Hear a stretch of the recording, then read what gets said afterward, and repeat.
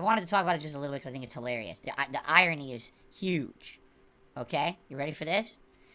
So a few days ago, here on stream, I was reading from an email of a viewer who gave me some suggestions for improvement. And if you remember, that viewer had suggested that I don't play every single new release anymore.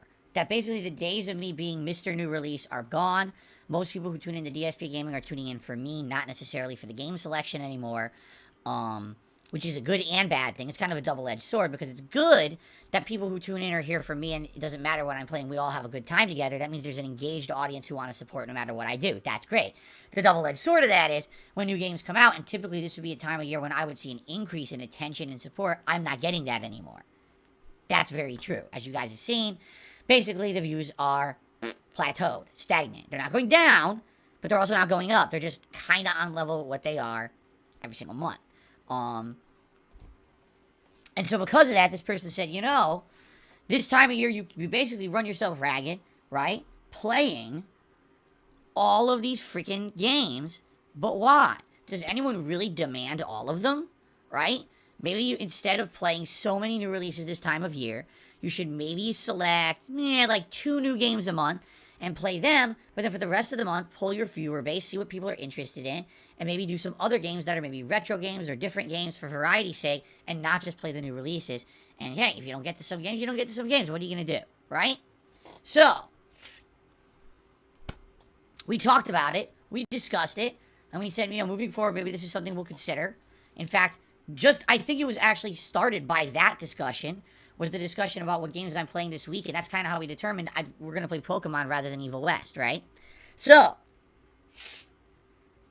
that being said, alright, I got the funniest email from someone. It's the most ironic email I've ever read.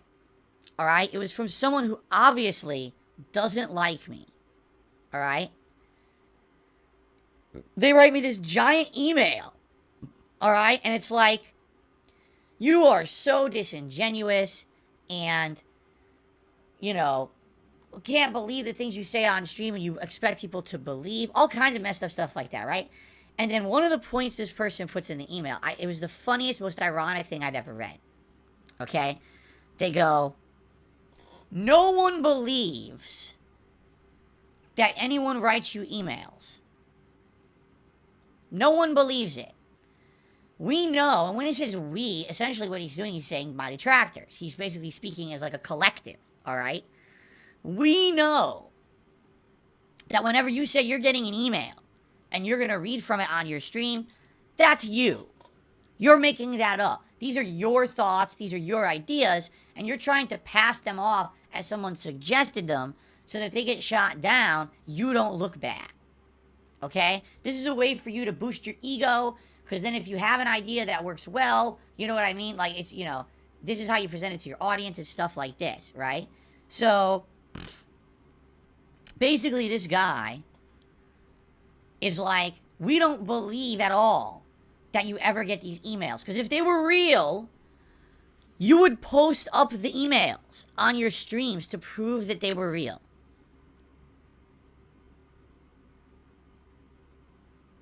And by the way, the email went on to say a bunch of other really stupid shit in it as well, about all the detractor conspiracies about me and shit. All this stuff, right? So this is just funny because, first of all, can we think about the irony of this? Someone actually wrote me an email. And in said email, they said, no one believes that anyone writes you emails. Yet that person is writing me an email. Okay? Like, what?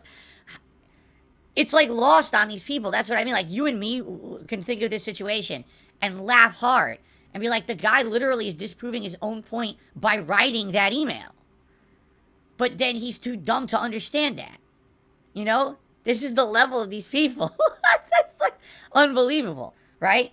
Now, the other thing is, I remember what he said. He said, well, when you read these emails on your stream, isn't it funny that they always sound like the way that you would say things, right? So obviously we know it's you. You're not reading a real email. It's like, You guys realize that usually I'm not reading an email word for word, right? Like right now, am I reading an email? No, what I'm doing, if you ever heard of it, because a lot of people apparently don't know about that, it's called paraphrasing.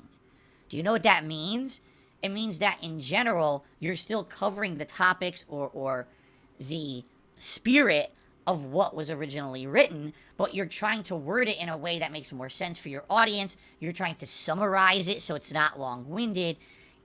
I don't need to sit here and read it word for word, especially because a lot of the times there's some topics in there that maybe I'm not interested in an email, but there's some that are pertinent for a stream. So obviously I'm just going to tell you about the ones that are pertinent. I'm not going to read the whole email word for word, right? It just, to me, it's like, so the person, number one, doesn't understand the irony of them writing an email saying that no one writes me emails. I'm lying about that.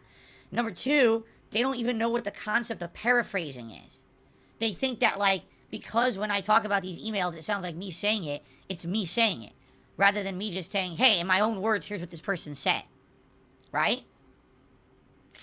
It's just so weird. It's just, and then here's the other thing, too. Obviously, the person is so dumb. They actually think I'd be stupid enough to post up an email on my pre-stream. And it's like, now wait a minute. Hold on a second. First of all, if I post up the full email in its entirety, I've literally doxed someone. I've given their email address out, which I don't want to do. Just because someone writes me a fucking email doesn't give me the right to put out their information, and now people are going to say, oh, harass that person, email them with bullshit and stuff, I'm not that dumb, all right? In addition, right, what does it matter if I put the email up or not? It's just a fucking typed email. Anyone could easily say that I made it up anyway. Phil just typed that up and says it's an email he got and it's not, right? So, what proof would that even be? But do you see, guys, what I mean when I talk about my haters or detractors? This is what I deal with. These are the level of people who they are. These people are not very intelligent, right? I mean, just be honest, someone who's so embroiled in hate or dislike or disdain or drama regarding someone obviously is not someone who's very intelligent to begin with.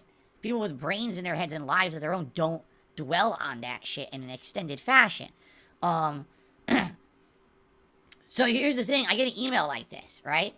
And by the way, like I said, the end of the email is just insane. It's just them, like, ranting about all the different detractor memes about me, right? Every meme.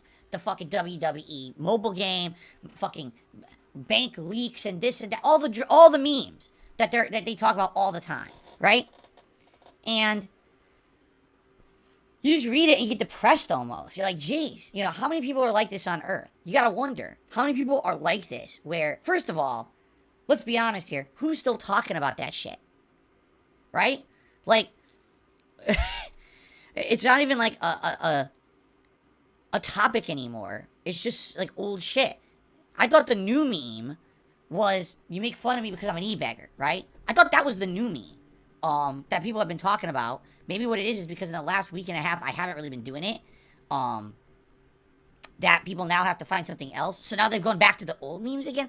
I don't know. It's depressing. It literally is depressing for humankind in general that there's this many people out there. Because the thing is, you have to understand, for every one person like that who wrote me the email, there's probably like 5,000 people who feel the same way, right?